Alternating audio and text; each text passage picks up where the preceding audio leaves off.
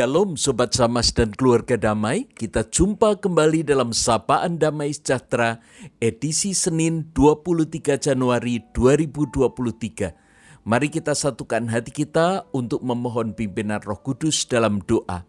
Ya Allah yang penuh kasih, kami sungguh bersyukur karena kami dipanggil sebagai anak-anak terang. Dan kami dilepaskan dari kegelapan oleh pengorbanan Kristus di atas kayu salib.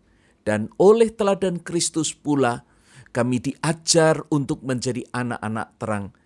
Karena itu hari ini kami membuka diri supaya Allah memberikan benih firman itu di dalam pergumulan kami.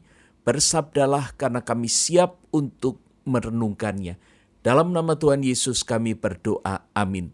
Sobat Samas dan keluarga damai, bacaan hari ini terambil dari surat Efesus pasal 5 ayat 6 sampai 14. Secara khusus saya akan membacakan ayat 8 sampai 11, kemudian dilanjutkan ayat 14. Demikian firman Tuhan. Memang dahulu kamu adalah kegelapan, tetapi sekarang kamu adalah terang di dalam Tuhan. Sebab itu hiduplah sebagai anak-anak terang, karena terang hanya berbuahkan kebaikan dan keadilan dan kebenaran. Dan ujilah apa yang berkenan kepada Tuhan. Janganlah turut mengambil bagian dalam perbuatan-perbuatan kegelapan yang tidak berbuahkan apa-apa. Tetapi sebaliknya, telanjangilah perbuatan-perbuatan itu. Ayat 14, itulah sebabnya dikatakan, bangunlah, hai kamu yang tidur, dan bangkitlah dari antara orang mati, dan Kristus akan bercahaya atas kamu. Puji Tuhan, betapa indahnya firman Tuhan ini karena dengan tegas juga menolong kita bagaimana kita bisa hidup sebagai anak-anak terang. Sobat Samas dan keluarga damai, ada beberapa kata kunci untuk hidup sebagai anak-anak terang. Yang pertama adalah dulu gelap, sekarang terang. Sobat Samas dan keluarga damai, hidup dalam gelap akan berujung kepada murka Allah, yaitu kematian kekal. Orang yang keluar dari kegelapan akan melihat perbedaan antara gelap dan terang. Namun orang yang baru keluar dari kegelapan akan melihat bahwa ternyata terang itu bisa membuat dia silau. Lalu dia akan menutup matanya, dia akan terus berlindung di dalam gelap.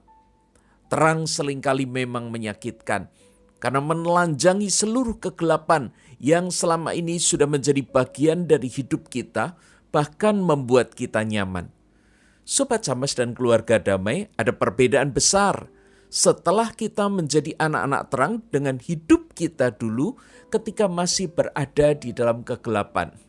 Kita membutuhkan bimbingan Tuhan serta persekutuan tubuh Kristus yang menguatkan. Tanpa pola yang benar, orang sulit keluar dari dalam kegelapan dan terus bisa berada di dalam terang.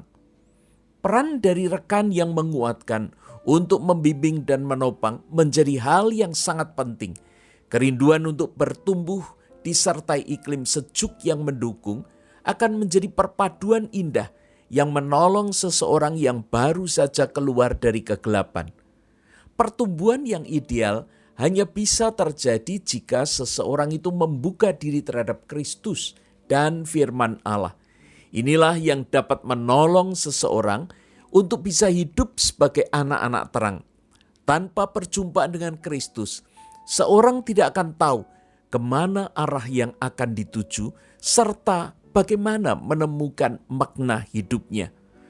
Untuk menjadi anak-anak terang dan tetap berada di dalam terang, perlu tekad yang kuat, serta ada konsekuensinya. Terang dan gelap tidak mungkin bersatu. Keduanya tidak bisa dikompromikan. Kerelaan sekaligus keberanian untuk meninggalkan kegelapan berarti melepas semua dosa yang dulu dianggap manis. Satu-satunya cara untuk mengusir kegelapan adalah menghadirkan terang. Tidak ada posisi netral antara terang dan gelap. Orang harus berani memilih salah satu.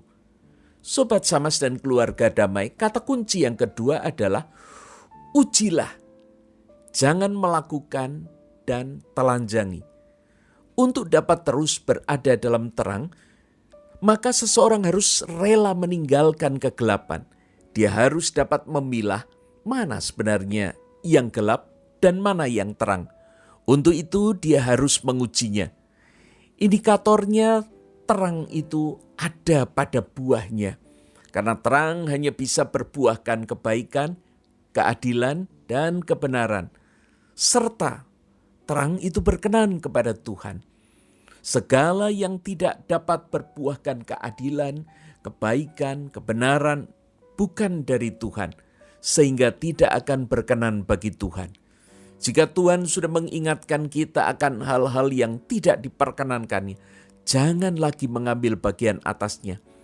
Bahkan jangan lagi membicarakannya. Demikian pula hubungan dengan mereka yang tetap berada di dalam kegelapan itu. Itu akan membuat kita bisa tergoda, sehingga kita harus rela memutuskannya. Kita tidak mau terseret kembali ke dalamnya. Karena itu kita butuh tekad yang kuat, disiplin yang teguh. Hanya ini yang akan menolong seseorang untuk tidak kembali lagi kepada kegelapan. Sikap kita terhadap kegelapan haruslah tegas, yaitu menolak dan menjauhinya. Bagaimana jika kita menjumpai hal-hal yang membingungkan, bahkan secara halus bisa menjebak kita?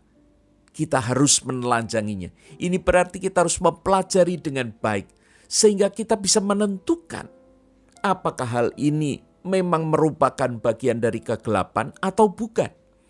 Jika kita tidak benar-benar mempelajarinya, maka hal itu akan terus menggoda dan membingungkan kita.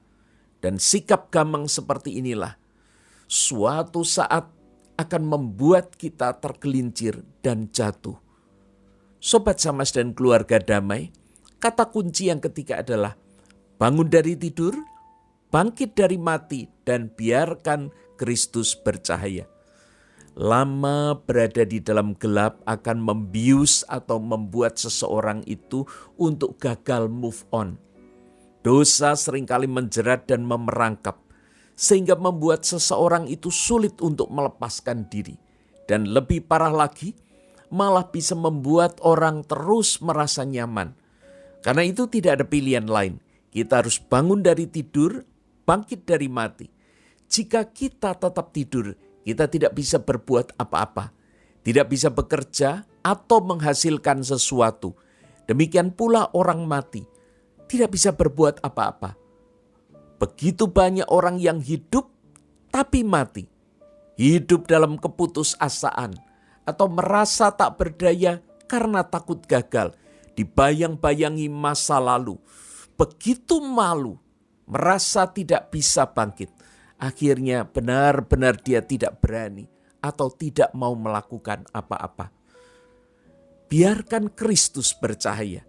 Karena cahaya Kristus akan memberi semangat, menunjukkan jalan, memampukan kita untuk melangkah dengan benar.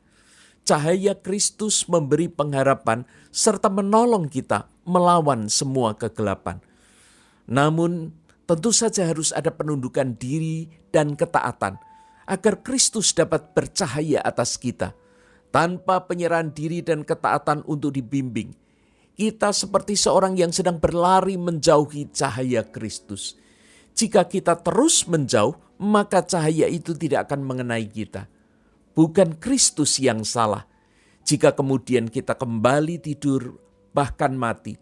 Karena kita tidak kooperatif dan tidak bersedia memberi diri untuk menerima cahaya Kristus.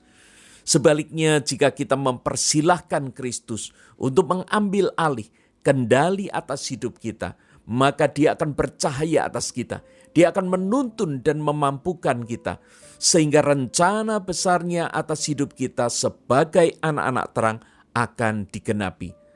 Mari kita memohon pimpinan Roh Kudus, supaya sungguh-sungguh Dia memampukan kita hidup sebagai anak-anak terang. Ya Allah, kami sungguh bersyukur, firman-Mu menguatkan kami untuk hidup sebagai anak-anak terang.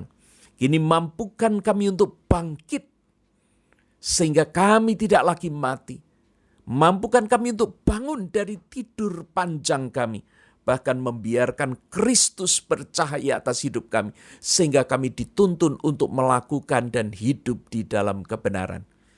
Dalam nama Tuhan Yesus kami berdoa. Amin. Sobat Samas dan keluarga damai, selamat untuk hidup sebagai anak-anak terang. Tuhan memberkati. Tuhan